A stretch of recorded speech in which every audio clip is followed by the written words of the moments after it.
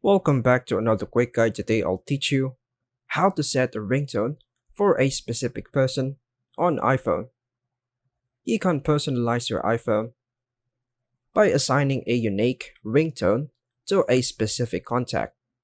Here's how to do it. Go to your iPhone's Contacts app or open the Phone app and navigate to the Contacts tab. Find and tap the contact you want to assign a custom ringtone to. Tap Edit in the top right corner of the Contacts Details page. Scroll down and tap Ringtone. A list of available ringtones will appear. Tap on the ringtone you want to assign.